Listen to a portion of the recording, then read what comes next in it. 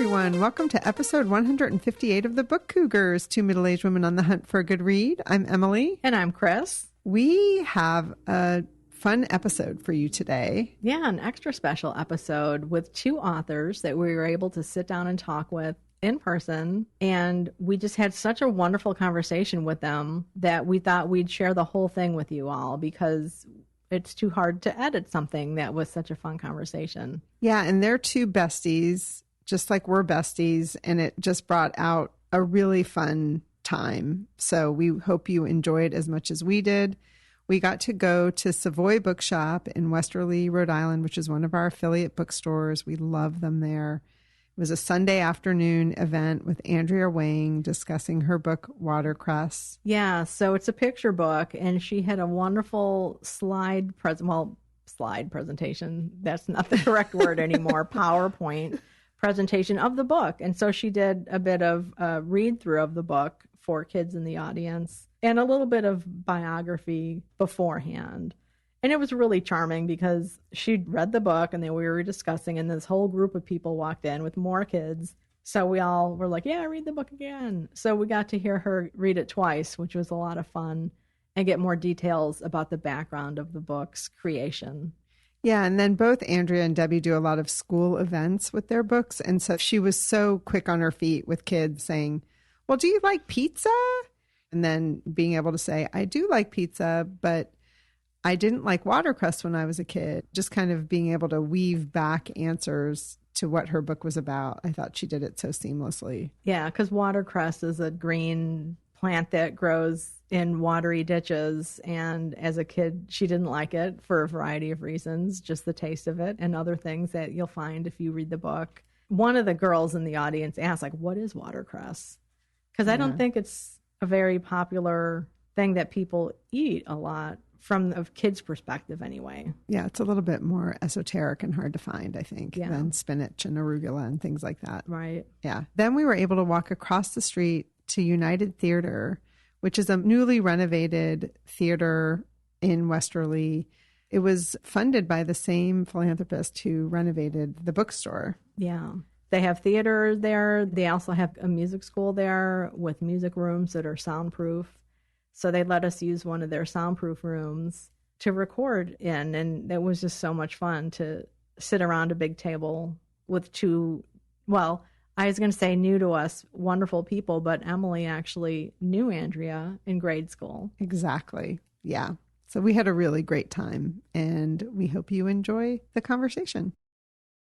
We were absolutely thrilled to meet up with Andrea Wang and Debbi Michiko Florence in Westerly, Rhode Island to talk about their latest books. Andrea Wang is the author of 4 picture books, a middle grade novel, and 7 library series nonfiction titles. Watercress was awarded the Caldecott Medal, a Newbery Honor, the Asian/Pacific American Award for Literature, a New England Book Award, and a Boston Globe Horn Book Honor. We both adore this book, and as transplanted Midwesterners, the landscape depictions make us long for a drive down a dirt road lined by cornfields. The location of Watercress holds a special place for Emily, as the setting is around her childhood hometown, Yellow Springs, where she and Andrea attended grade school together. Debbi Michiko Florence is the author of 3 middle grade novels, 3 chapter book series, 17 books total, and co-author of a picture book biography. Her latest middle grade novel, Sweet and Sour, is coming out on September 6th. This story is set in another place near and dear to our hearts, Mystic, Connecticut. It even features an artist's rendering of the 2 main characters eating ice cream in front of Bank Square Books, our affiliate bookstore. We had a great time talking with Andrea and Debbi, and we hope that you enjoy our conversation. So the first question we have for you is, like the mothers in Debbi's Sweet and Sour, they were best friends. We're wondering how you two met. Well, we met at our agency retreat. We are represented by the same agency, but different agents. They used to have these summer retreats, and it was my very first one and Andrea's very first one. And we just randomly started talking to each other, right? We did, and our agency had costume parties, and you came dressed as Big Hero 6, or you were the boy in Big Hero 6. I can't even remember who I was. No, the girl. You were the girl. What was her name? Go? I don't remember. Oh, I'm embarrassed. I don't remember her name. But yes, I was dressed as one of the characters from Big Hero 6. And I wanted to come dressed like I was going to own the world because it was my first agency retreat and I was feeling somewhat shy. So I came as Triss from the Divergent series. So I had my combat boots on and tattoos and stuff. And yeah, we just started talking and we really hit it off from there. We started writing together. Yeah, it was like this immediate connection that doesn't always happen. We joke that that's probably the best thing to come out of our agency, but that's not true. That's not true. But one of the best things to come out of the agency is to find my soul sister. That's right. And our agents know that we're best friends. And yes. They're very happy. So that's really cool. How did you write over the pandemic? When you said you write together, did you do a lot of Zoom things together? We actually did. Well, so when we write together, basically we have done writing retreats together. We'd go somewhere to a hotel and like 3 or 4 days, we'd write intensely during the day, but we'd take a lunch break and then we'd go out to dinner as a reward. And then we'd read to each other. And, but during the pandemic, we had to cancel our writing retreat. And we actually had a Zoom, like a virtual retreat.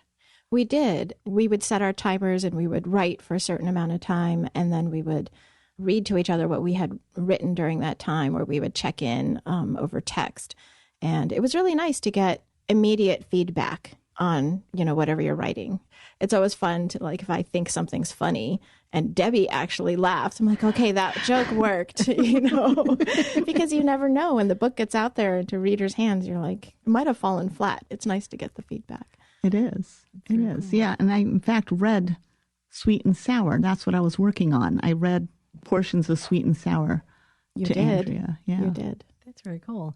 Now, let's ask another question that came out of Sweet and Sour, and that is the issue of friendships taking work, which I really appreciated that being a part of the story, that friendships are not just things that don't take effort. The moms, as Emily mentioned, are BFFs, and the young girl in the book and the young boy have grown up together in the summertime, and they're learning that. So can you both maybe talk a little bit about that, Debbi, if you want to start talking about this whole issue of friendship? Well, friendships fascinate me. And the number one thing I write about in all my books have to do with friendships and relationships, because I took friendships for granted in the beginning when I was in elementary school. And it wasn't until middle school that when those friendships start shifting, people start having different interests, or now you're meeting new people because, you're like 4 or 5 elementary schools feed into the middle schools. And it was then I started realizing that friendships can be fleeting. You can lose a friend over something really minor if you don't take the work. And in fact, the book itself is dedicated to my childhood best friend. We had a similar thing. We've been friends since we were 4, but we had a falling out in college, and we went for a few years without talking, and then we made up. Solely because of her, because I'm very stubborn. But, and I think now as an adult, I'm very conscious of that. I'm going to say that Andrea and I have had a very smooth friendship. She might jump in and say differently. I would not say differently. I think it's been effortless, which is one of the things I really appreciate about it. I think for me, I'm not so focused on the theme of friendship as the theme of not belonging, and a friendship plays into that. I eventually realized that I really needed to learn how to communicate more in order to make friends, because communication was not a given in my family. And so I really had to learn to put myself out there and make myself vulnerable in order to make friends. And that was a tough lesson to learn. Yeah, especially as adults, right? Because I've moved so many times. I've moved 8 times in 16 years as an adult. And having to make friends at this age is so hard because people have their established groups or whatever it is. So I really appreciated the agency retreat because we met a lot of people, and a lot of those people are friends. But again, Andrea and I gravitated toward each other. We really love each other's writing. And if I may just interject, when Andrea wrote Watercress and she was writing drafts of it and revising, she had sent me a copy of it. She goes, I don't know what else to do with this. Can you tell me, can you give me some critiques or feedback? And I read it and, of course, burst into tears. And I sent it back to her. I said, what are you doing? Send this to your agent. It's ready. So I love being able to say, like, I've gotten early peeks into all of Andrea's books, and she has done the same with mine. And without Debbie's encouragement, who knows, it might still be sitting in a folder on my hard drive, Wow. And that's amazing to think that. I mean, the book just won the Caldecott, Newbery Honor. And that is the power of friendship right there. Absolutely. Yeah. I'm so proud of her. Yeah. Oh, thank you. I'm so thrilled for her. Friendship gives us the courage to do things, Yes. right? Right. Definitely. And I think the effortlessness often comes from, of course, life experience. You're coming to this friendship later in life, maybe, but also feeling safe to be vulnerable. Yeah. And to share of yourself with someone. Yes. And then to have a friend that pushes a little bit, like, get this off, put it out there in the world. I'm sure that's helpful as a writer. Because one of the things that I find fascinating about writing is, in a certain way, it could never be done. I mean, you could always edit, you could always change, add a character, take it further. So we're curious about how you became writers. Was that something that you set off to do? Well, it's funny because I still have the handmade books that I made in 3rd or 4th grade. And in the back of one of them, I wrote my first author bio. And it says that I want to be a writer when I grow up. And I also remember another event where our class wrote poems. And I don't know if you remember this, Emily, but they were all published in the Yellow Springs newspaper. On the back page, like it took up an entire page, our entire class and our poems and our photos. And I saw that and I was like, I've made it.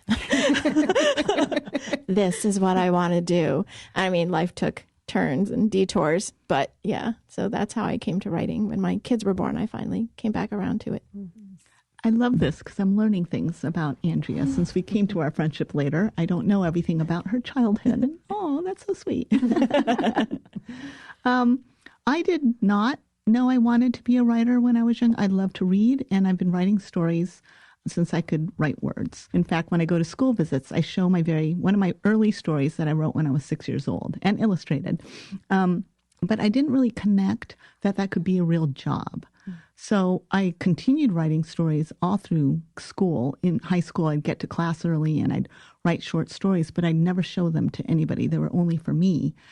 And so when it was time to decide what to do and I went to college, I, didn't go into like, I'm going to be an author. So it wasn't until I married my husband and we had to move to Mexico City that, and I couldn't take my job with me. I was an educator at a zoo, that I thought, I really love writing and now I know that's a job. And that was when I decided I was going to pursue writing as a career. Oh, educator at a zoo. I just got a hint. So Sweet and Sour, Debbie's lovely middle grade book. There's so much nature and obviously the love of birds. Does that come from you? Yes. So I have a degree in zoology and my main interest was in birds and I was a raptor rehabilitator. So I volunteered and took care of orphaned and injured raptors, birds of prey, owls, hawks, eagles.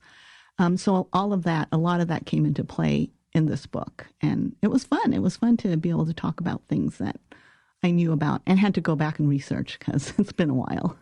Being in Connecticut, I appreciated all the nature that's specific to this area, like the Fisher cats. Something that's not specific is like the screech owl, which I Googled to hear what they sounded like. And my 2 dogs were laying around me as I was doing that. And they both perked up like, what the, like, do I have to duck because something's coming at me? But that was really beautiful. And I love the way you incorporated that into the character because it seemed natural. Oh, thank you. A really important part of her and just setting the story. Yeah, it's set in Mystic, Connecticut, which is almost a bird sanctuary. I mean, yes. With the marshes we have here, it really brings in the birds. Yeah, I do have a pond in front of our house. So all the egrets and the great blue heron. And just this morning, my husband and I watched an osprey catch a fish out of the pond. So yes, I they're love back. It. Yes. For those of you who don't live around here, the osprey come and go. And it's a big thing. Like, people have it on mark it on their calendars because they typically come almost the exact same day every year and leave. And they have just returned. Yes. So happy. Spring is It is here. so cool. Yeah. And Debbie, you should tell everybody what you call your office. Oh, my writing studio is called the Word Nest. Which I love. I love that. That's perfect. And if you follow Debbie on social media, also, she recently did a big moving around of all of her books and reorganizing. Oh, my goodness. Yeah, I pulled out 17 Bankers boxes of books. There was no way I was ever going to be able to get rid of those books, so I told myself that I could keep them all. I didn't want to decide what I was going to give away or donate. Every single one of those books is precious to me. So I told myself I just had to box them up and move them into the house because I needed more shelf space because I'm never going to stop buying books. Yeah, that was fun. And so, Andrea, with your book, nature plays a huge part as well with the Watercress. Can you talk a little bit about, the memory and how your book came to be? Sure. So Watercress is based on a memory of my parents making my older brother and I pick watercress by the side of the road. And I think in reality, we did it several times, probably more than I wanted to. The first time, though, is what I write about in the book and how it made me feel like just mortified by my family and how different we were, because we did grow up in rural Ohio. We were one of 2 Chinese American families in Yellow Springs that I remember. I was the only Asian American kid in my entire grade until we moved away when I was 13. So I definitely was not going to go around telling people at school, like, I just ate watercress out of a ditch by the side of the road. It was awesome. It was not awesome. We did not, have all the electronic toys that we do today. And so we spent a lot of time outside. And, one of my favorite places to visit was Glen Helen Nature Preserve.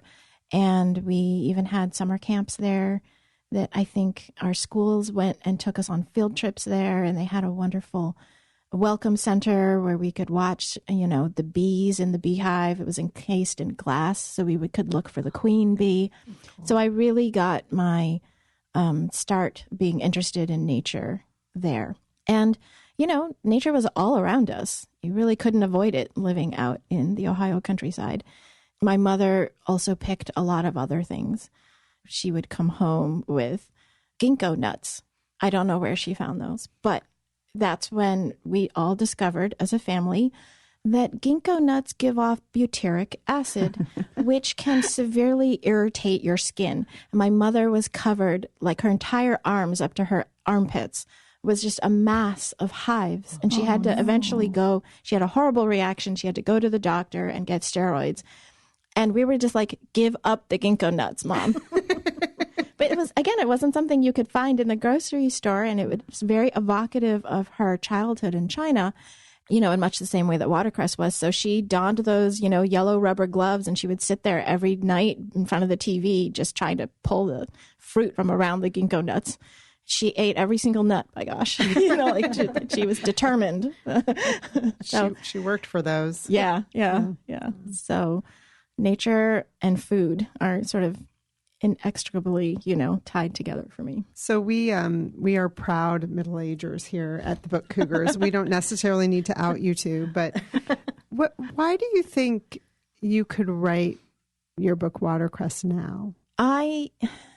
It's taken me 8 years to write it. It took me a very long time to figure out the heart of the story. So when I first wrote it, it was a personal essay meant for adults.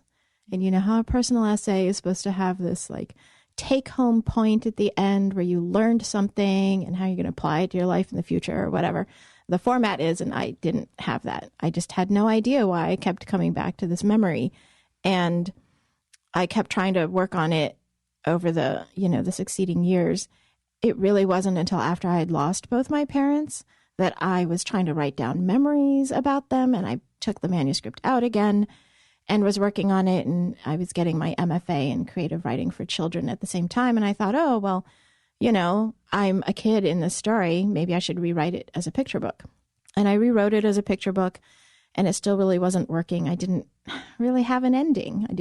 It was like a happy story about picking watercress when in actuality, I really had to sit with my emotions. And I think it took that level of maturity, shall we say, of a certain age, to really be able to go back and allow myself to be really vulnerable and feel all those feelings again.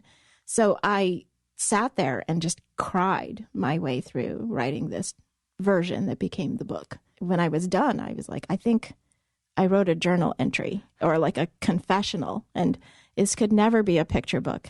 Debbi, what do you think? I'm going to send it to you because, I can't, I'm too close to it. So yeah. And it was just beautiful and so emotional. I actually read it to my husband. I'm like, Andrea thinks this isn't ready. Listen to this. He's not in the business, but he was also very moved. And it took me 2 seconds to send it back to him. Like, what are you doing? I'm like, I don't know. Tell me what to do. It's ready. And, it came out, I think, at a time that society needed it. Not that I could ever have anticipated that, but I'm glad that it's part of the conversation now. Definitely. Yeah, for sure. Yeah. Now, I'd love to ask a question about writing picture books, because you have an illustrator that you worked with, and we do want to find out more about that and the techniques that you mentioned during story time. But how do you write a picture book? Do you have sketches that you've written out, or is it all just words when you're writing a picture book? What is the process for you? Well, I think every picture book author has a different process. So the process for me usually begins with a character and an idea. And in this case, the character is me. The idea was I needed to write about this memory. And I think what finally made it work was, not only just being open and vulnerable and completely honest about how I felt as a kid, but as a writer, the text needs to be like spare enough that the pictures are necessary too. It's an equal balance, I think, in the best picture books. I mean, you could read them separately, the text or the pictures, but they really give a depth to each other. They make it more layered and nuanced, right? Like I think in the book, I don't want to give any spoilers, but there's a particularly emotional scene at the end where my text does not spell out what happens. And you can see it in the illustrations. But if you're old enough to be able to handle that kind of content, like I didn't want my text to upset a much younger child. Mm-hmm. I didn't want it to be too obvious. Those are really stunning illustrations there too, just with the detail that's in the background to evoke feeling.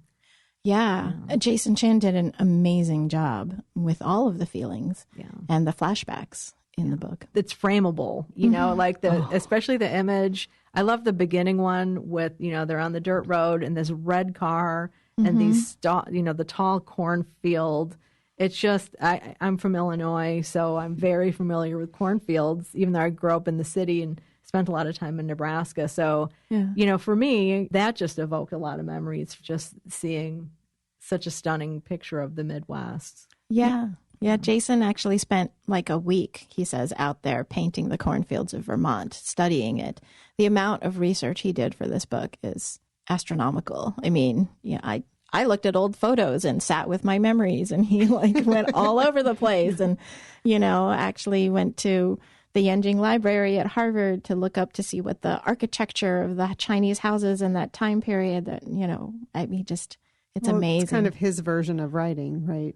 He has to study to know what to paint. Yes. Yeah. And he just wants everything to be as accurate as possible. Mm-hmm. And I think that for Andrea, you might want to talk about how different this process was, because usually the author and the illustrator are kept pretty separate. Mm-hmm. And this, I think part of the reason why this book is so beautiful and evocative is that they really did work as a team. That's right. Thanks, Debbi. We did. And as you say, typically the artist and the author are kept at arm's length from each other, just so I think because the author can impose their ideas on the artist if they were allowed closer contact. And the artist has their own vision, and it's difficult to say to the author, like, no, I see it this way. But when Neal Porter, our editor, approached Jason, I think he was initially a little bit hesitant because he felt the weight of responsibility of illustrating essentially my life story. And he had never done that before. But Neal had the forethought to introduce us to each other at a conference that we were both at, and we talked, and I basically just blabbered on about my entire life story and offered to send him photos, and over the course of the next 2 years, I sent him old photos. We talked on the phone whenever he had a question, but I definitely was very careful to let him approach me because I'm not a visual artist. I work with words, and I wanted him to express his own vision. And it's nothing like I expected, and so much better than I ever thought it could be. Yeah. So I was so excited when he won the Caldecott. That's awesome. And so can you speak a little bit about his process? You mentioned when we were at Storytime that he incorporated 2 different traditions of painting. Right. He was trained in the Western tradition of watercolor painting. So if you look at his previous work, it's all incredibly detailed. He writes mostly science, nonfiction books, and they're gorgeous. Approaching this, our editor wanted him to try maybe a different medium, and he, I think, experimented with pastels for a while because he'd been wanting to try that. And he really liked the way it looked, but they were really smudgy, and he sort of went back and forth, and he finally settled back into watercolor, and he picked up he does have a set of Chinese brushes, and he was thinking how iconic the Chinese brush is because it's used for handwriting as well as for painting. I think he had actually been to China and studied a little bit there as well. And he really liked how the soft washes of the landscape paintings, the Chinese landscape paintings, evoked, like sort of hazy memories, or, the mist is really soft. And he felt that would be good for the flashback scenes in Watercress. And I think that's just brilliant because when I wrote those flashback scenes, I really even wasn't thinking about the art. And then when it was done, I was like, I have no idea how you would convey that, but he did it. And so, yeah, it's just really interesting to see the blend of the East and the West. And he came up with the whole cornfields as they go into what we call the gutter of the book between the pages. It morphs into the bamboo of China in the flashbacks. It's just I love that. brilliant. So beautiful. Yeah. And when you say frameable, I have 2 of his original paintings, so I'm so excited to hang them in my house. Yeah, that's wonderful. Debbi, in Sweet and Sour, you have like middle school lingo and humor and hip phrases. I mean, Chris and I were talking about how we had to Google stuff as we were reading it. That how do you bias, like yeah, somebody's my bias, and it's like, what does that mean? Yeah, how do you keep in touch with your inner middle schooler? Well, I feel like emotionally, I am still very much between the ages of 10 and 14. People often ask me, why do you write for this audience? And when I close my eyes, most of my big emotional epiphanies and memories all come from my middle school years. So I love writing from that point of view. I will say that I started off trying to write YA. I wanted to be a YA author, and the rejections I was getting, among other things that editor said, was that your voice is younger. You don't sound like a teenager. And so it took me, I'm very stubborn, as I mentioned, it took me a long time, like almost 10 years, until I decided to try and write middle grade. And I will admit this, the reason why I wanted to write YA is that not only do I love writing about friendships, but I also love writing about that first crush or the first romance. And at that time, you really didn't see that in middle grade. And I'm thrilled that now I can write these stories for middle grade readers. And, it's friendship and first crush or something appropriate. So I feel like in my heart, I'm still very connected to that age. As for the lingo, I don't know. The word bias actually is specific to the fans of BTS, a K-pop group. The fan base is called ARMY. And when someone asks, who's your bias, they mean who's your favorite, who do you gravitate toward? And all of that I learned from my daughter. So she is the one who introduced BTS to me, and I asked her a lot of questions, and I'm like, oh, I'm going to make my main character, be ARMY. And, you have to really sink in. So I'd listen to the music, and I'd watch the music videos and their little video shows. And now I am full-fledged ARMY. So those words came because I was sunk into that. I do have very important team members over at my publishing house at Scholastic who are much younger than I am, like copy editors or assistants. And so sometimes I'll say something and I'll get a note that this isn't something that young people say anymore. So if not for my wonderful editor, Jenny, and the team over there, I probably would say things that wasn't quite right. Takes a village. Yes. Yeah. So this might be too personal, but your daughter's reaction to all of this, does she roll her eyes or is she into it with you? Oh, she's into it. She has always been she's an adult now, but she has, from the time she was 8 years old, has been extremely supportive. She was the one who told me, Mommy, if you don't write first thing in the morning, you're crabby. So you write. And she's an artist, so she would go do her artwork, and then we'd have a nice day for the rest of the time. And, when I'd get rejections, she would they don't know what they're talking about. And yeah, so when I sold my very first book back in 2015, which was a chapter book, and I called to tell her, she was genuinely moved and she was so happy and so proud of me. And she has read all my books and is very supportive. And when I ask her questions, like when I started asking her questions about BTS, very happy to help out. Awesome. That's great. Yeah. Or maybe awesome we should say awesome sauce. Awesome sauce. We want to talk about, what's been happening in this country with anti-Asian sentiment. And Andrea, you mentioned Watercress is part of the conversation now, which is something to be really proud of. Thank you for writing it. How do you feel about it? I mean, both as authors and as human beings and as people who go out and talk to schools, how's it affecting your life? Well, I think the most obvious answer is I feel awful about it, right?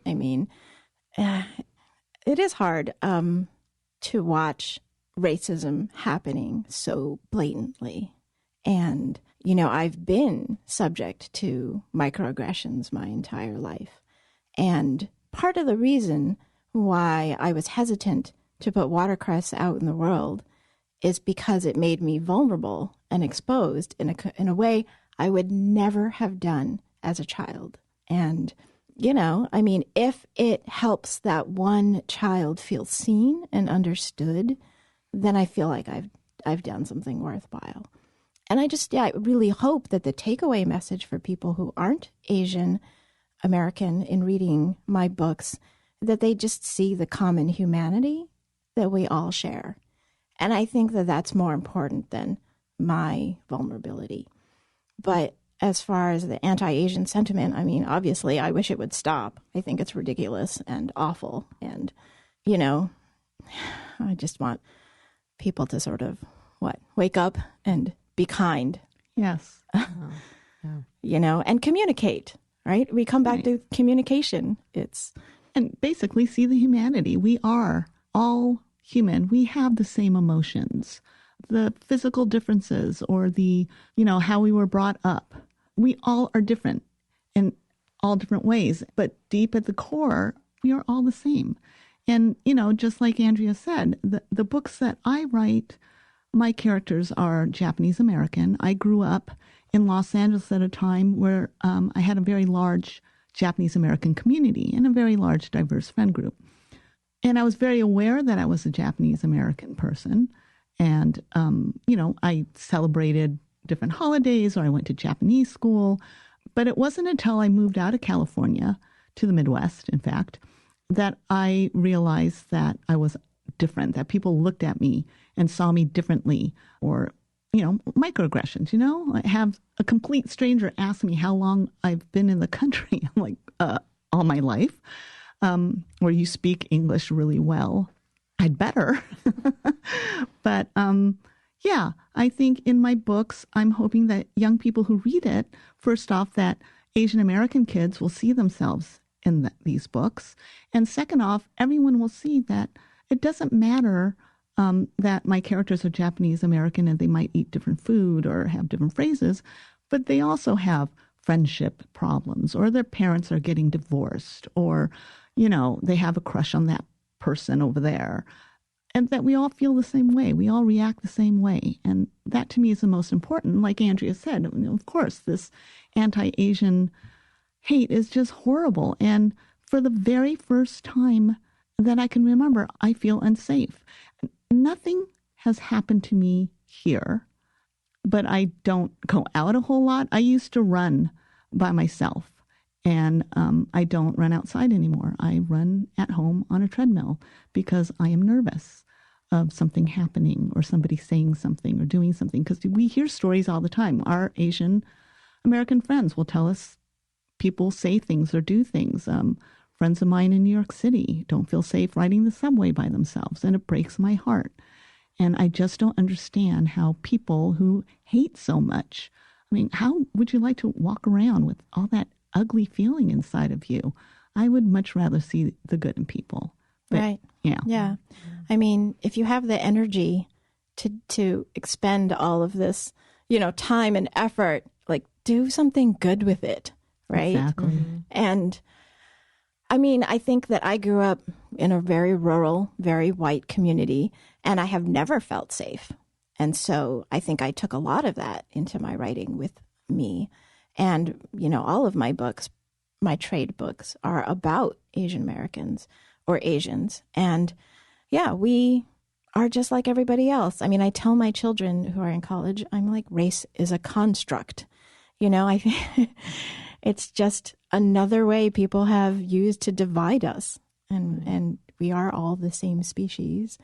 And, every bad thing that they think about Asians can be applied to other races and other peoples. And it's, there's so many bigger things to tackle, right?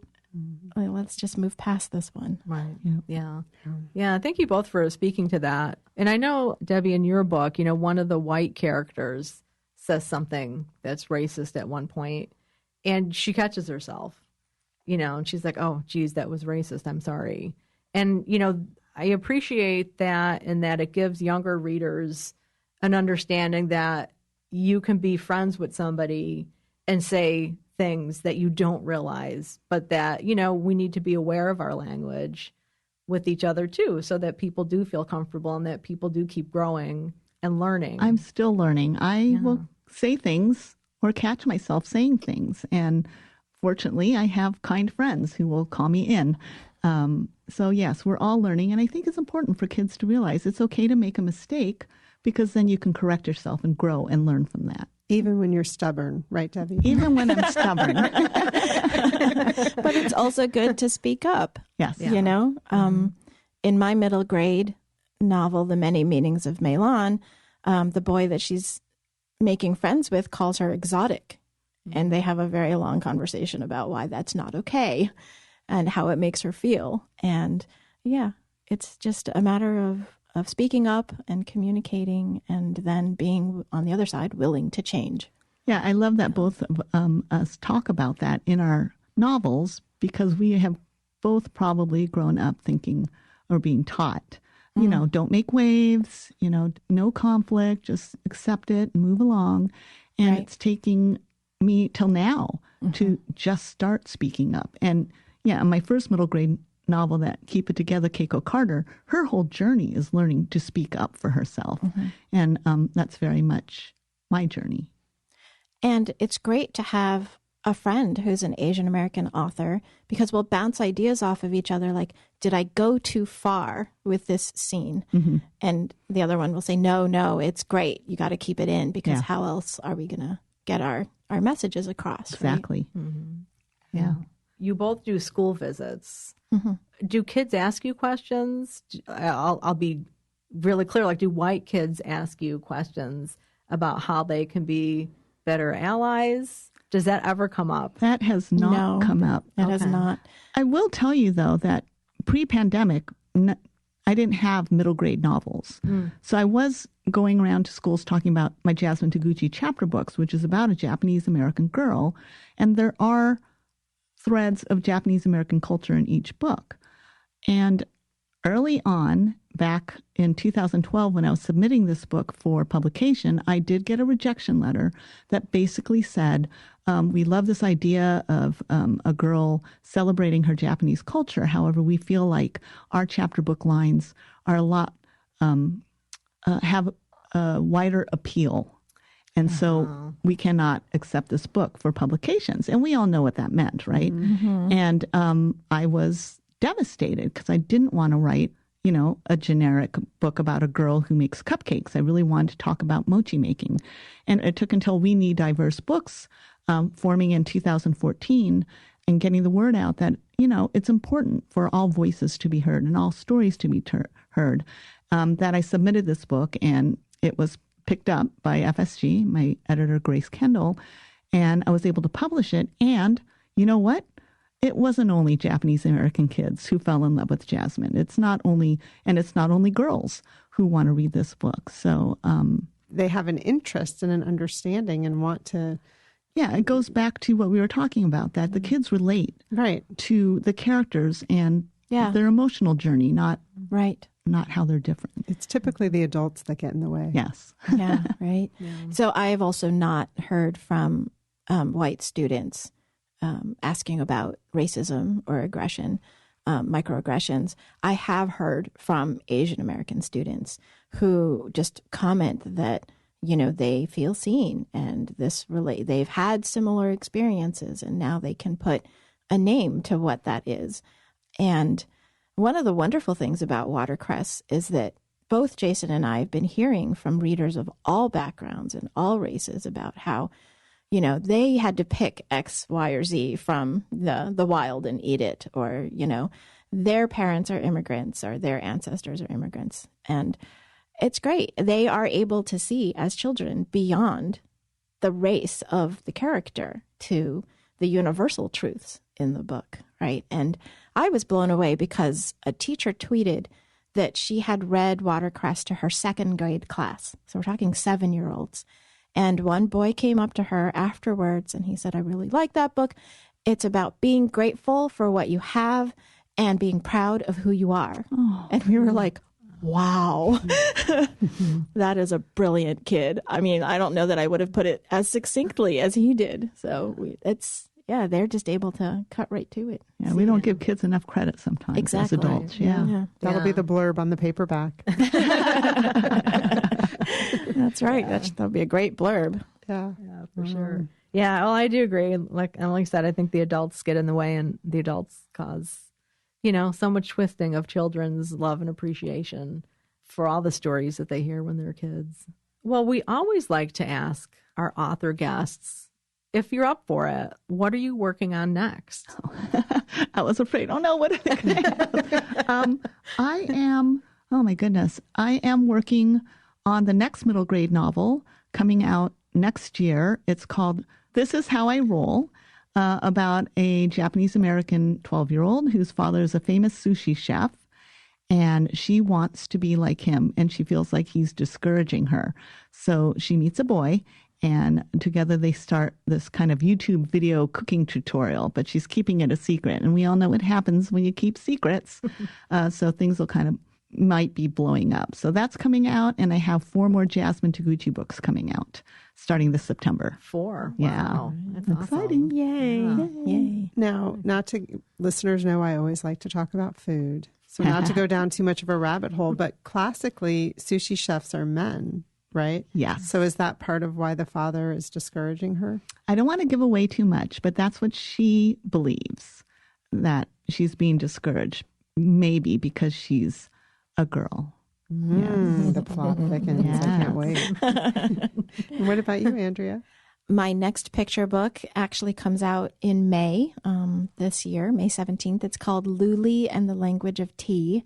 And in true to form, it is about both being an immigrant and food, or a beverage in this case. Somewhere along the way, I had heard that the word for tea is very similar in many languages. And so I set out to figure out if that was true. And it is, because they derive from the Chinese word for tea. Tea was originated in China, at least the tea from the tea plant. And as tea was traded around the world, they took the Chinese word in different dialects. And so it morphed from cha to che to chai, or, to te to tea. And so it seemed like this big game of telephone to me. So I wrote a picture book about a group of immigrant children whose parents are all attending ESL at the community center, and they're in the playroom next door, and they don't speak each other's languages until a little girl named Luli decides to hand out tea and brings them all together. Aww. So that's illustrated by Haewon Yum. She's from South Korea, and it's just adorable, colored pencil illustrations.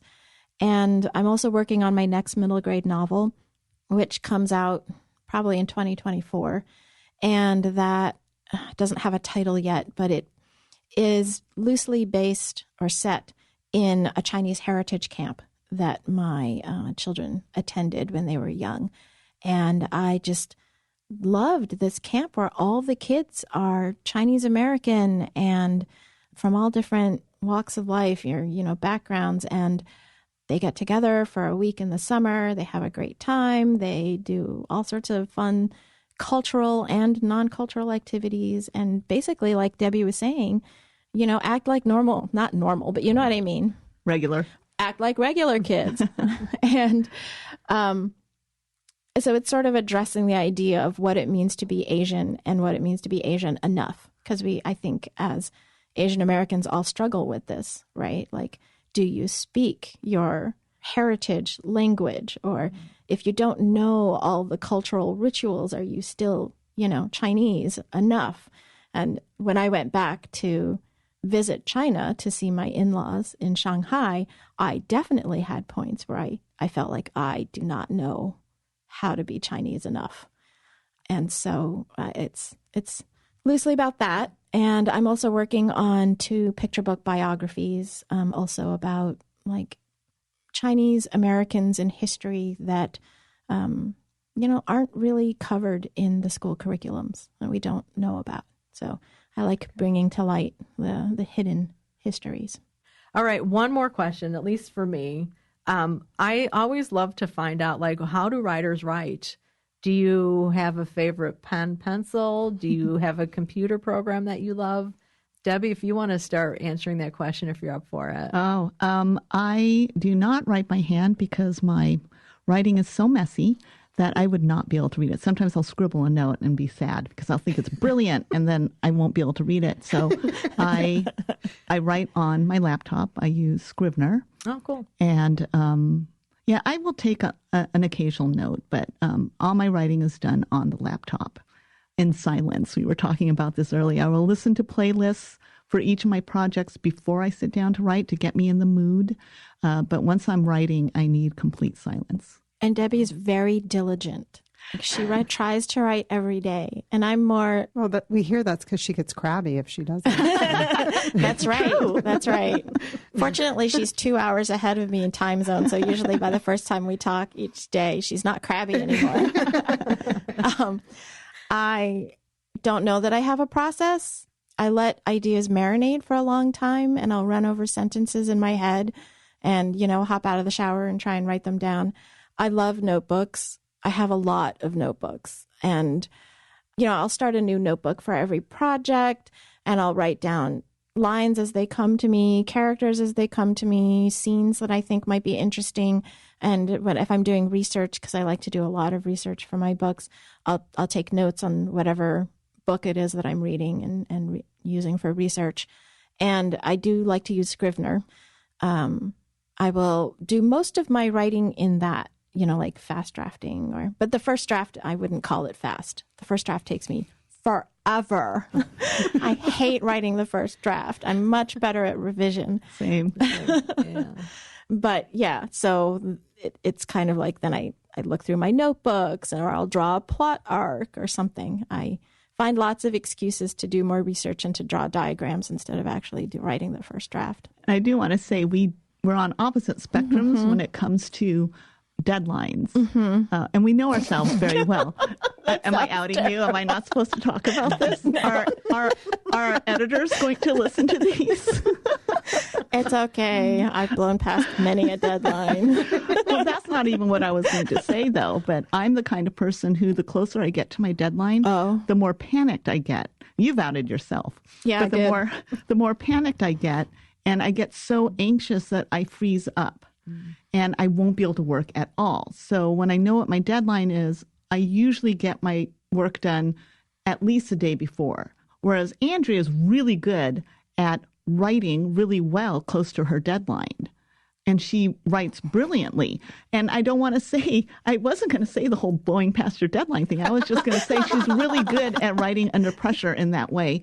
And she writes beautifully. Like her first drafts, even though she says she hates first drafts, her first drafts are beautiful because she does let sentences marinate and she thinks about it. Whereas I basically have an idea and I vomit it out. And it is very ugly. I don't know that I've shared first drafts with anybody because it is truly horrible. And then the draft after that is my real first draft. But because Andrea is more mindful, I feel like her first drafts are more beautiful.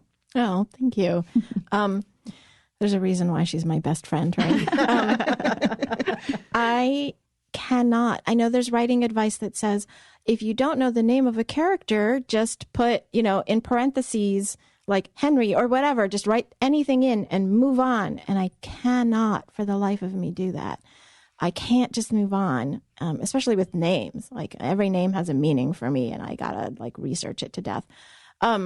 So I tend to write a sentence and I'll try writing the next sentence, but I'll think, oh, this word would sound much better in that previous sentence. Or I have thesaurus.com open. I should really just look and see if this verb is the exact right verb that I want. And so it takes me a very long time. But then I guess it results in fewer revisions later or fewer drafts later. That's the hope, at least. And I do really love an all-nighter.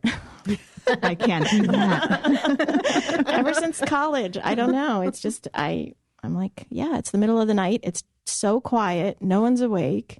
I can totally focus. Let's just get this done. Yeah. I would not be coherent. I can never, even in college, I wasn't the kind of person who could pull an all-nighter. I'm an early riser. And by 2 o'clock, I'm dead. Yeah. I mean, after the manuscript is submitted, I'm definitely lying on the sofa for a week straight. But yeah. Awesome. Thank you so much. That was wonderful to hear from both of you. This has been so much fun. Yeah, thank you. This was a blast. I was thinking to myself, I wish all my podcasts that I do, I got to do with Andrea. I know, me too. I was thinking the same thing. And with, childhood friends like Emily. That's who, so awesome. Was in our 2nd/3rd grade class together. Yeah.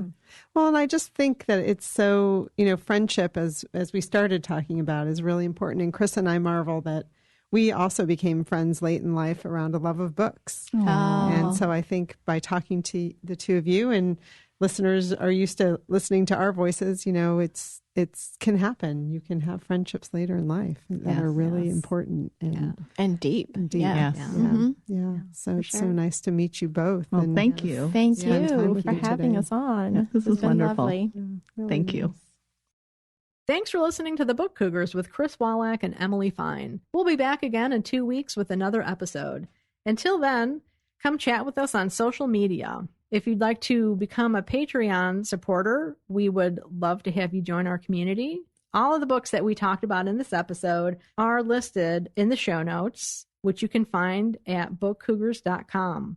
Each book will link to our bookshop.org page, where your purchase will help support not only the Book Cougars, but also independent bookstores everywhere. And if you're an audiobook listener, we do have a special offer from Libro.fm. You can find all of this information on our website. Again, that's bookcougars.com. Thanks, everybody. This episode is edited by Pat Keogh Sound Design.